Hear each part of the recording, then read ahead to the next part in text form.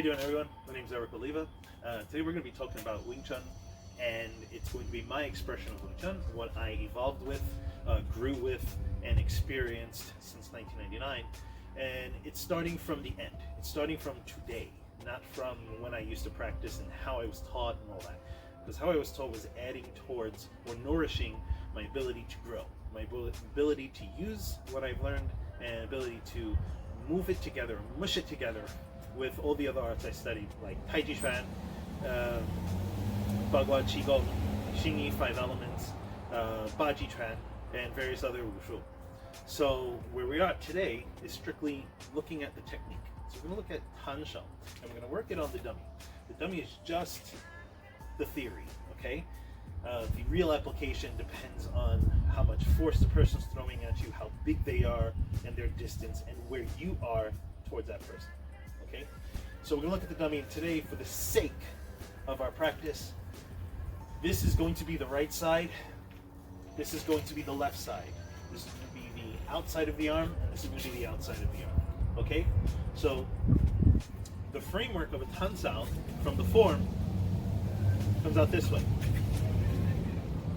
For the drill practices, you have Tanda. Okay, how I've done it, where you switch hands, constant changing. Now you have changed and cutting over. So you have different types of ways of practicing. There's a few more. Okay, let's create a little context. If you are doing a Tan Shou from a person who is on a person who's throwing wide arms, okay, that can work to a degree. If you're doing it from someone throwing tight in, that might not work. If you're on the inside, it might work if you're on the outside. Hence why Wing Chun is a close quarter idea, close quarter system, or at least the concept is get as close as you can and execute your technique, okay, accordingly. All right, so there has to be lots of change here, and people have to grow with experience.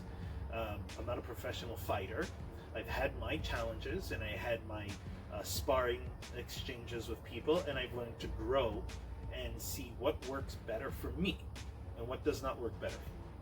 Okay, so remember, this is a theory video based on what I experienced. It's theory for you, it is fact to a great extent for myself. Okay, so that's where my observation and perspective is coming from. So that's our contextual bubble right there. Okay, so this is the left hand and this is the outside.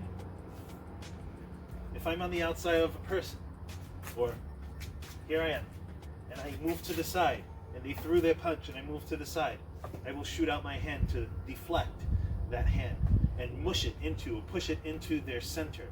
If I can push it into their center, which is not here, it is all of this, okay? Take their hand and push it into, I can disable the use of their right hand if I'm fast enough. So remember, speed, which is timing, and distance, placement. Where are you to that person? So for the sake of the idea, the person throws his punch and I shoot my hand out. Shoot my hand out. I'm not swinging the hand to push it out of the way. I'm pushing over onto them, basically cutting over their hand, covering their hand. Okay? And I'm not doing it with my bone. I'm sliding it with my muscles here. Now, when I execute, I'm going straight. On a point of contact, I'm rotating. So there is this practice of the Tan Shou, where you have slight rotation. That rotation can help push the person's force off, or deflect them off into a different direction.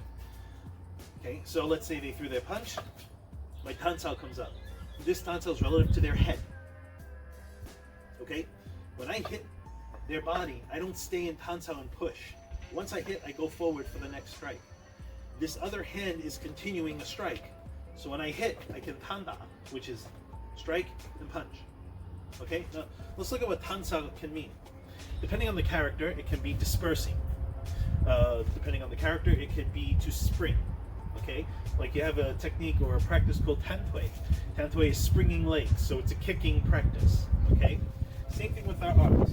We can take in these two concepts. I'm dispersing the person's attack, pushing it to a different direction, deflecting it there, and springing my arm so I can shoot it out. So spring also returns to its source, right? When I shoot out, I also shoot forward. The moment I touch the person's arm, my technique is dead. I have to change the technique. I cannot hit and hold, because that doesn't work. Okay, everything has to be constant motion. So your techniques in Wing Chun, or any martial art for that matter, are consistently moving. Okay, and they're changing upon contact. So upon contact, that means there's force, there's placement, there's how wide or big the person is, and how strong they are. So on my hit, I don't stop here. I continue striking. Hit, hit, or strike, strike, or keep moving forward. So your Tan Shou, once you decided you're executing a Tan Shou, once it hits the person, the Tan Shou is no longer Tan Shou. It has to change to something else. There's no more reason. There's no reason to continue holding your posture just for the sake of the hand's name. Okay? Once I hit, oh, it's over. The Tan Shou is done. Now I go for a punch, palm strike, or something else. All within the same movement. That means 1, 2. It's not 1, 2. It's one continuous motion. Hit, hit. Okay? That's why when you're practicing your training drills for speed and technique, you want to practice changing your hand technique so you can keep things moving forward. Forward, not just attacking the person, but forward meaning you have change and you get your desired result. Okay? If I hit and the person does respond fast enough, this becomes their inside hand. Okay? Remember, this is the right hand outside, this is the left hand outside. We're just making it that way for the dummy today for practice. This is the right hand inside, and this is the left hand inside. So I'm going to bring the camera over, and hopefully I can get you guys to see what I'm talking about. So bear with me for this little thing here. So here's the dummy, right? This is the right hand, this is the left hand. This is the outside, this is the outside, inside, inside. Okay? You're with me so far, right? Okay. Give me a second to prop this up. Now, if I came, hold on, so you can see my head. Okay, hopefully this works. I'm going to duck down a little bit. If I came in, okay, and I hit the person here, and as I hit, they already decided they're changing because they're skilled fighters, so skilled fighters always change. My technique not only is dead here, but it can change to continue the Tan Shou to the other side. If I hit, pull back, strike again, I lost. I lose all that timing, okay? I hit, he throws his punch, my hand keeps going. If I'm faster than that person, I will only know by the way that person responds to me. So if I hit and he's too slow, I'll continue to my strike, okay? If I hit here for the Tan Shou and I deflect his left hand, but he's faster with his footwork and he can free up his right hand, and he, okay, does this, and then he comes out this way and tries to get me here, nice cross, or a hook, I can continue my hand forward. You got me? Remember, I'm ducking down because the camera's too short. All right? So I hit, and he throws another punch, and I continue. What the hell is this other hand doing?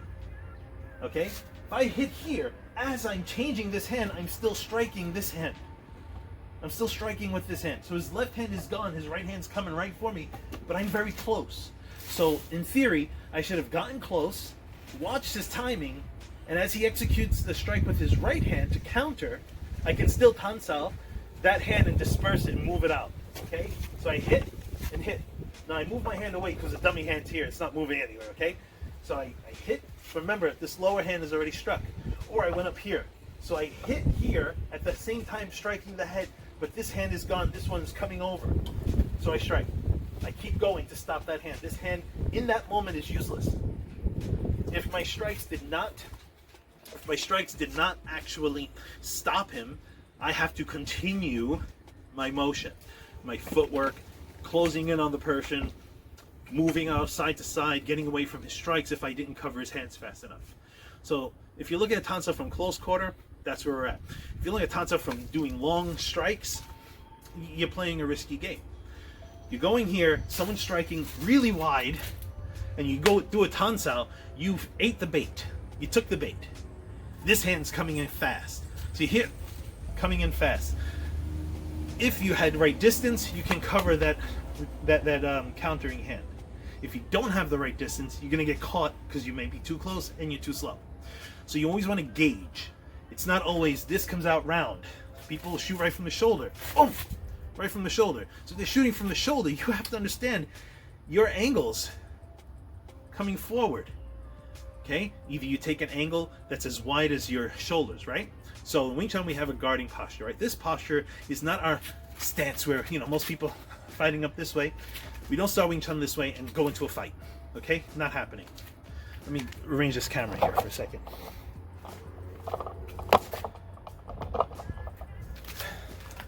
Okay? You're not starting your fight this way. I wouldn't start a fight that way. I never have. It just didn't make sense. I tried. I stopped doing it. I didn't get punched in the face, thankfully. But when I started doing this, it just didn't feel normal. It didn't feel natural, even though after I was practicing for like 2 or 3 years. Within my first year, I was having sparring matches with my friends. So I had a little idea of what was going to happen or how things were going to go, because I'm not going to, one, destroy my friend, and two, I don't want him to destroy me. So I'm not going to start this when I'm unsure about it. But this for Wing Chun practice, for practice drills, okay, to train your muscle memory and your attack placement, meaning going from my center out, okay? So if I'm starting up this way, the person's throwing their hook or throwing their strike, and I come in on the inside, this side is open. So I don't want to go right for the center while I'm over here. My body is going out at an angle. It means I'm almost all into that arm while I'm trying to hit their chest or their face or their abdomen, whatever. I'm against that. It might work if you're fast enough. Okay, if you have a long enough reach, if you have a lot of power, it might work to stop them in. I would actually go here, so go straight lines. They're coming out this way, this hand will come out at the angle actually. I'm going straight out to the angle. So starting from here, going out. So in this way, hand will shoot out. So I block that hand, right? Divert the power out elsewhere. But as this hand's coming out, I don't want to have a risk with that. From where I'm at, the opposite hand coming this way, okay? So what I would do, in theory, for me it has worked a few times, shoot out, and I would shoot out from my shoulder, in line with my shoulder, to that person's other side of their body, not here. Because this, they can still deflect off. This they won't, maybe, okay? For you, maybe. So far for me, it has worked that way, and I'm thankful. It just happened to be that way. So when that Tan Shou's coming up, I would shoot out. My triangle would now go this way instead of this way. Okay? It would be that way, in line with my shoulder, and in line with that person's arm. So when they throw their punch, I can shoot, my strike could go right into their chest up here to disable the strike here, or at least stop it or buffer it, while the other hand coming out is pushed out aside. That'll allow me to do what? Continue my striking. So when the person strikes, I shoot, and I can still come in. Remember, once you hit with that Tan Shou, it changes. It's no longer a Tan Shou, it's another hand. It could be a slap, it could be a Pak Shou, it could be a jaw strike, it could be a rib strike, it could be a punch, it could be a strike here, a blade hand strike, it doesn't matter. Whatever you feel is going to work and help you not get beat up. Okay? So your ideas have to always be changing.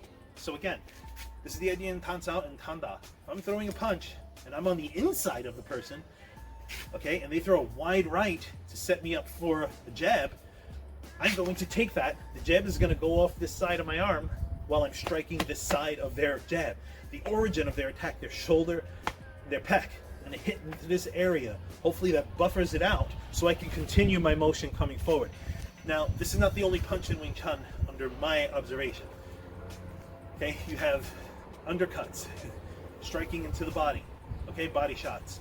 Okay, you have uppercuts, and it's taking a long shot, but in my observation, if a Bang Shou can come out this way, so can my punch. So I have a jab. Anyway, that's talk on Tan Shou. Anyway, I hope you enjoyed this talk. This is Awaken 24 martial arts practices, focusing on my expression of Wing Chun. I'm Erik Oliva. Peace.